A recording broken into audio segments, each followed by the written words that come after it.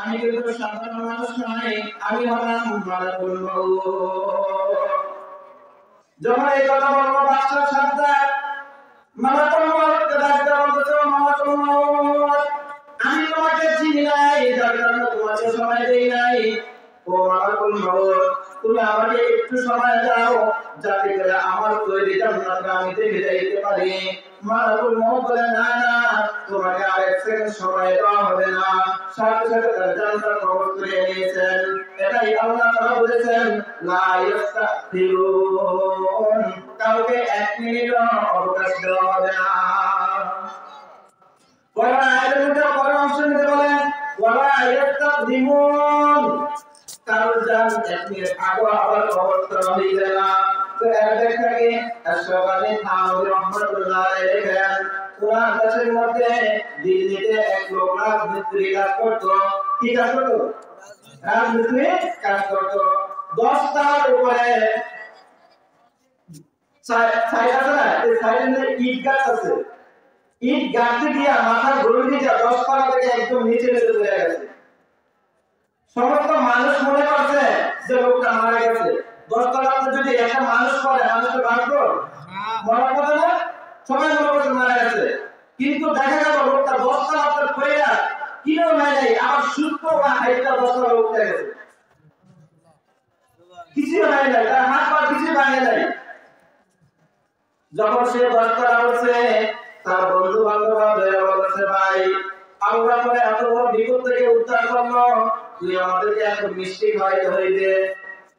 লোকটা বলছে, ভাই আমার কাছে কোনো টাকা নাই, আমি যে তোমাদেরকে টাকা দিয়ে এখন মিষ্টি খাওয়াইবো, তুমি কন্ট্রাক্টর থেকে টাকা দাও নিয়া আমাদেরকে এখন মিষ্টি খাওয়াটা আল্লাহ বড় বিপদ থেকে উদ্ধার করছে। এই কথা শুনিয়া বন্ধুরা বারবার তিরাতিরি করতেছে, না না আমাদেরকে মিষ্টি খাওয়াইতে হইবে। বেচারা বিপদ করিয়া কন্ট্রাক্টর থেকে কিছু টাকা নিয়া 10 তলা থেকে পায়ে দিয়া নামিয়া বাজারের ভিতরে একটা মিষ্টি দোকান, ওই মিষ্টির দোকানে ঢুকছে। ঢুকিয়া মিষ্টির অর্ডার দিছে, মিষ্টি দিব। এমন সময় কোথা থেকে যেন একটা মোটরসাইকেল এসে ওই লোকটাকে অ্যাক্সিডেন্ট করে মিষ্টির দোকানে শেষ করিয়া দেয়। কি বুঝলেন? তার মৃত্যু ওই দিনই ছিল, কিন্তু মৃত্যুর সময় হয় না যে সে 10 তলাতে পড়েও মারে নাই। আর সাদ্দাতের মৃত্যুর সময় হয়ে গেছে, যার কারণে সে একবার ভিতরে ঢুকাইতে পারে নাই। এটাই আল্লাহ বলছেন, ফাইযা জাআ আজালুহুম লা ইস্তাখিরুনা সাআতান ওয়া লা ইস্তাকদিমুন। যখন বান্দা তোমার মৃত্যুর সময় যাইবে, তুমি যত বড় প্রেসিডেন্ট হও না কেন, যত বড় বাদশাহী হও না কেন, যত বড় তুমি জায়গা হও না কেন, তোমাকে এক সেকেন্ড অবকাশ দেওয়া হইবে না। এখন আমাকে প্রশ্ন করা হলো, আল্লাহ আমরা যদি মৃত্যু থেকে পালাইন করি তাহলে বাঁচতে পারবো কিনা? আল্লাহ তাআলা কোরআনে জানাইতেছেন, কুল ইন্নাল মাউতাল্লাযী তাফিরুনা মিনহু ফাইন্নাহু মুলাকীকুম সুম্মা তুরাদ্দুনা ইলা আলিমিল গায়বি ওয়াশ-শাহাদা ফায়ুনাব্বিউকুম বিমা কুনতুম তা'লামুন। আল্লাহ নবী তাআলা ডাকতে বলেন, ও নবী আপনি জানিয়ে দেন,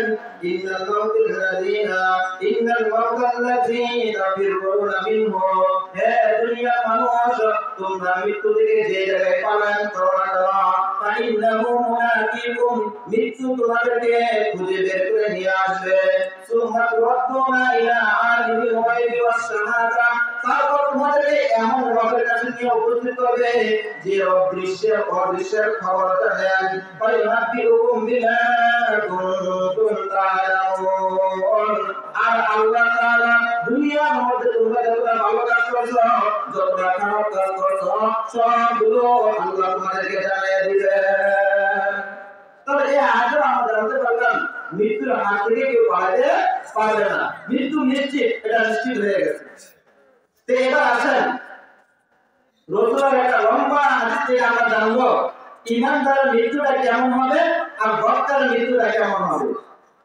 মিশকাত শরীফে 1542 নম্বর হাদিসের মধ্যে 42 নম্বর হাদিসে রাসূল সাল্লাল্লাহু আলাইহি ওয়াসাল্লাম বলেন, রাবা ইবনে আযর থেকে হাদিসটা বর্ণিত আন রাবা ইবনে আযর রাদিয়াল্লাহু তাআলা আনহু قال خرجنا مع النبي صلى الله عليه وسلم في جنازة رجل من الأنصار রাবা ইবনে আযর থেকে বর্ণিত রাবা ইবনে আযর বলেন একদিন আমরা পয়গম্বর আরবি সাল্লাল্লাহু আলাইহি ওয়াসাল্লামের সাথে একজন আনসারী জানাজা করার জন্য রওনা হইলাম।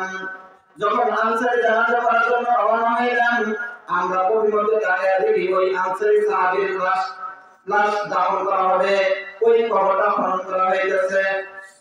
আমরা আমার কথা বুঝেন যে আমরা কি করতেছি, এখান থেকে ধরেন পার্শ্ববর্তী এলাকা একজন ভাই মারা গেছে, তার জানাজা করার জন্য রওনা হয়েছি, কিন্তু তার আর আমাদের দুজনের কবরস্থান হচ্ছে এলাকার মাঝখানে। এখন ওই ব্যক্তির জানাজা পড়তে গেলে কবরস্থান পাড়িয়ে যেতে হবে না? তো এরকম ওই সাহাবী বলেছে যে রাসূলকে নিয়ে যে আমরা যেই সাহাবীর জানাজা করার জন্য রওনা হয়েছি, ওই সাহাবীর বাড়ি আর আমার রাসূলের বাড়ির মাঝখানে হলো কবরস্থানটা, যার কারণে আপনার মাঝখানে কবরস্থানটা আছে। তো এটা বলেছে যে আমার এখানে আগে বলেছে যে আমরা রাসূল সাল্লাল্লাহু আলাইহি ওয়াসাল্লামের সাথে এক আনসারী সাহাবীর জানাজা করার জন্য রওনা হইলাম। যখন রওনা হইলাম প্রতিমধ্যে তাকায় দেখি ওই সাহাবীর কবরটা খনন করা হইতেছে। আল্লাহর হাবিব সাল্লাল্লাহু আলাইহি ওয়াসাল্লাম সামনে অগ্রসর না হইয়া কবরের কাছে গেলেন, গিয়া বসে পড়লেন। রাবা ইবনে আযর বলেন রাসূল যে কবরের সামনে বসে গেছে, আমরা সাহাবায়ে কেরাম যারা রাসূলের পিছনে ছিলাম সবাই রাসূলের পাশে চতুর্ভাবে গোল হয়ে বসে গেছি। এতটা গোল হয়ে এত চুপচাপ বসে গেছি যে পাখি এসে আমার মাথাদের মধ্যে বসে থাকতো, আমাদেরকে আমার গা চিন্তা মনে করে আমরা রাসূলের সামনে এত আমরা আবেদনের সাথে বসে রইলাম।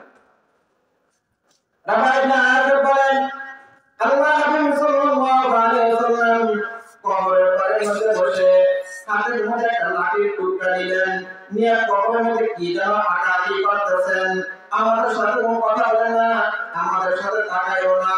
কিছুক্ষণ পর আল্লাহর হাবিব সাল্লাল্লাহু আলাইহি ওয়াসাল্লাম আকাশের দিকে মাথাটা উঠালেন, উঠায় আমাদেরকে বললেন, হে সাহাবায়ে কেরামের দল, ইস্তাইযু বিল্লাহি মিন আযাবিল কবরি মাররাতাইন আও সালাসান। হে আমার সাহাবায়ে কেরামের দল, তোমরা এই কবর থেকে পানা চাও, আল্লাহ তাআলার নিকট পানা চাও। তো এই কথাটা রাসূল সাল্লাল্লাহু আলাইহি ওয়াসাল্লাম দুইবার অথবা তিনবার বললেন। ভাইরা আমার কেন বললেন? আল্লাহর হাবিব সাল্লাল্লাহু আলাইহি ওয়াসাল্লাম এই কথা বলে বলতেছেন, ও সাহাবায়ে কেরামের দল, তোমরা জানো কি নেককার মৃত্যুটা কেমন হয়? সাহাবায়ে কেরাম বলতেছেন, ইয়া রাসূলুল্লাহ, ইয়া হাবিবাল্লাহ, আপনি আমাদের চাইতে ভালো জানেন নেককার মৃত্যুটা কেমন হয়।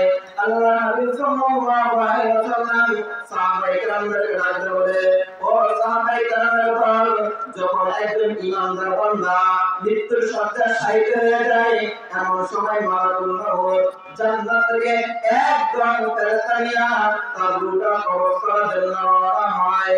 যখন তারা রওনা হয়, জান্নাত থেকে দামি দামি কাপড়, দামি দামি আতর, জান্নাত থেকে দামি দামি ফল মূল নিয়ে তার সামনে হাজির হয়। ওই মৃত্যু রূপটা ইমানদার লোকটা যখন মৃত্যু শয্যায় শায়িত হয়, তার চোখের দৃষ্টিতে যতটুকু দূরে যায় এতটুকু সমস্ত ফেরেশতারা অবস্থান করে, কিন্তু মালাকুল মউত শুধু একা ওই ইমানদার ব্যক্তির মাথার সামনে এসে আল্লাহর হাবিব সাল্লাল্লাহু আলাইহি ওয়াসাল্লাম বলেন, সুম্মা ইয়াজিবু মালাকুল মউত আলাইহি সালাতু ওয়া সালাম। শুধু মালাকুল মউত আলাইহি সালাতু ওয়া সালাম ইমানদার ব্যক্তির মাথার সামনে হাত্তা ইয়াজলিসু ইনদা রাসি, ইমানদার ব্যক্তির মাথার সামনে এসে বসে একটা ডাক দেয়, ফায়াকুলু আইয়াতুন নাফসুত তাইয়্যিবা উখরিজি ইলা মাগফিরাতিন মিনাল্লাহি ওয়া রিদওয়ান। মালাকুল মউত এসে ইমানদারকে একটা ডাক দেয়, হে পবিত্র আত্মা, হে ইমানদার আত্মা, তুমি বের হয়ে যাও, বের হইয়া এমন রবের দিকে আসো যে রব তোমার পিছনের সমস্ত গুনাহটা মাফ করে দিয়েছে। আসো তাকে কি রাখা সুসংবাদ দেয়, তুমি ভয় পেও না, ঘাবড়াই যেও না, তুমি তাড়াতাড়ি বের হয়ে আসো, তোমার পিছনের সমস্ত গুনাহ আল্লাহ মাফ করে দিয়েছে, তোমার প্রতি আল্লাহ সন্তুষ্ট হয়ে গেছে।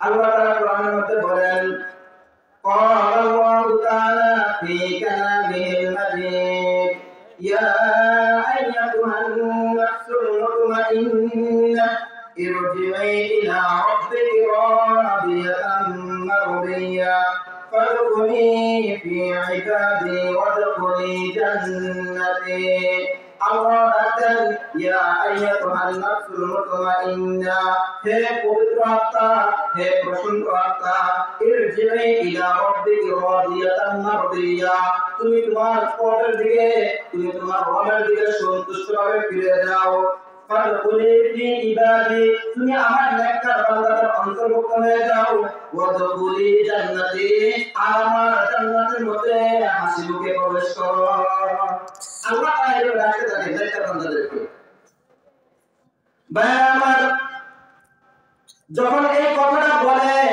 আল্লাহ ডাকতে মালাকুল মউত এসে বলে তোমার সমস্ত গুনাহ আল্লাহ maaf করে দিয়েছে তোমার প্রতি আল্লাহ সন্তুষ্ট তার দেহের মধ্যে প্রাণ নেওয়া তার দেহের মধ্যে রূহ নামক পাখিরা এমন ভাবে ছটফট করতে থাকে দুনিয়ার মধ্যে দেখবেন একটা খাঁচার মধ্যে বন্দী থাকে যেরকম বের হয়ে যাওয়ার জন্য ছটফট করতে থাকে তার রূহটা কখন বের হইবে এরকম ভাবে ছটফট করতে থাকে আল্লাহ হাবিব সাল্লাল্লাহু আলাইহি ওয়াসাল্লাম বলেন ঈমানদারের রূহটা এত সহজে বের হয়ে যায় একটা দুধ শিশু তার মার স্তন থেকে দুধ খাইতে খাইতে যতটা আরামে ঘুমিয়ে যায় যতটা শান্তিতে ঘুমিয়ে যায় একজন ঈমানদারের রূহটা এতটা শান্তির মধ্যে হয়ে যায় যদি ঈমানদার হয় তাহলে আপনার রূহটা একটু আস্তে আস্তে সহজে বের হয়ে যাবে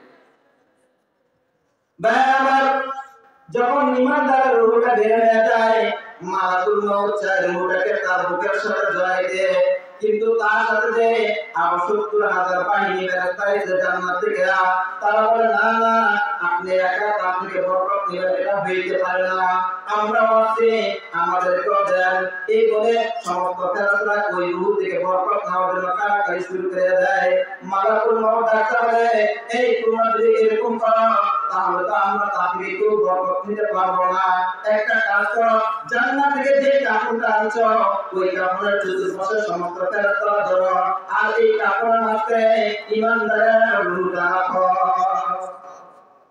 যখন ঈমানদারের রূহটা কাপড়ের মাঝখানে রাখা হইবে এখন এই রূহ নিয়ে আকাশের দিকে রওনা হইবে উঠতে উঠতে যখন প্রথম আকাশে যাইবে প্রথম আকাশের দাওয়ার মালিকের নাম হলো ইসমাঈল ইসমাঈলকে যখন রদ করা হবে ইসমাঈল সাথে সাথে প্রথম আকাশের দরজাটা খুলে দিবে আর যখন প্রথম আকাশে উঠবে প্রথম আকাশের মধ্যে যত লক্ষ লক্ষ ফেরেশতা আছে সমস্ত ফেরেশতাদেরকে স্বাগতম জানাতে দ্বিতীয় আসমান নিয়ে যাবে যখন দ্বিতীয়